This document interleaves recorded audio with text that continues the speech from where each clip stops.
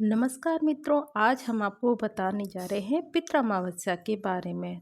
आपको एक कथा सुनाएंगे जो पितृ अमावस्या पे अवश्य ही सुननी चाहिए, जिससे पितृ सदा सर्वदा के लिए खुश रहते हैं। और आपको मंत्र देंगे, तो वीडियो पूरी वॉच करें। यह 2025 में 21 सितंबर रविवार सर पितृ अमावस्या तिथि अश्विना कृष्ण अमावस्या है।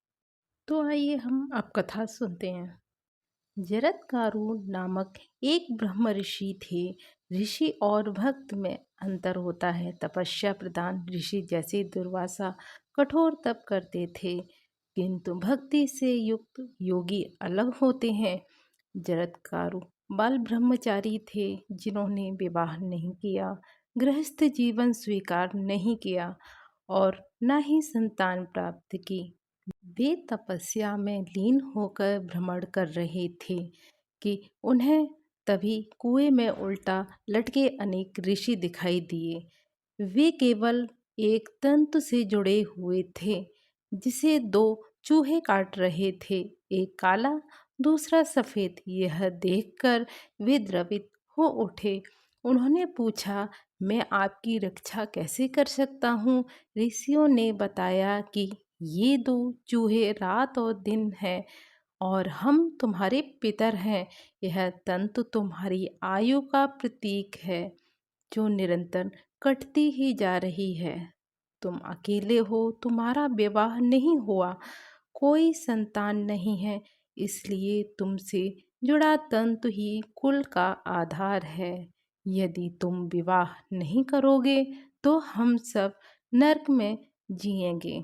यह दृश्य देखकर जरत्कारु चिंतित हुए। उन्होंने निश्चय किया कि वे विवाह करेंगे ताकि पितरों का उद्धार हो। उन्होंने शर्त रखी कि कोई कन्या स्वयं आए, उनका नाम भी जरत्कारु हो और वे उसका भरण पोषण नहीं करेंगे, न ही कोई प्रश्न पूछेंगे। तभी नागराज वासुकी अपनी बहन जरत्कारु को लेकर आए। उन्होंने कहा, हमारा सौभाग्य होगा यदि आप जैसे तपस्वी इसे स्वीकार करें। मैं स्वयं इसका भरण पोषण करूंगा और शास्त्र सम्मत आराधना में यह सदैव आपके धर्म का पालन करेगी, कभी कोई प्रश्न नहीं करेगी। जरत्कारु ने विवाह स्वीकार कर लिया। कुछ समय बाद एक संध्या काल में जब वे अपनी पत्नी की गोद में विश्राम कर रहे थे, तभी संध्या का समय हो गया। संध्या काल में सोना, भोजन करना, स्वाध्याय करना वर्जित माना गया है। संध्या समय केवल भगवान का स्मरण ही करना चाहिए। पत्नी ने विचार किया कि यदि मैं उन्हें टोका तो वे मुझसे नाराज होकर मुझे छोड़ देंगे, परंतु धर्म की रक्षा हेतु उसने उन्हें जगाया। जरत्कारु क्रोधित हुए और कहा कि तुमने हमें टोका, इसीलिए मैं तुम्हारा त्याग करता हूँ। किंतु पत्नी ने विनम्रता से कहा, यदि आप संध्या अर्घ्य नहीं देंगे तो आपके जीवन भर की साधना में कलंक लग जाएगा। यह धर्म का सूक्ष्म विषय है, कृपया उठिए। उनकी भक्ति देखकर वे संध्या अर्घ्य देने उठ खड़े हुए। बाद में उनके वंश में आस्तिक मुनि का जन्म हुआ, जिन्होंने जन्मेजय का यज्ञ रोककर संसार को विनाश से बचाया। इस घटना से स्पष्ट है, एक पितर की तृप्ति के लिए कितनी कठिनाइयों का सामना करना पड़ा।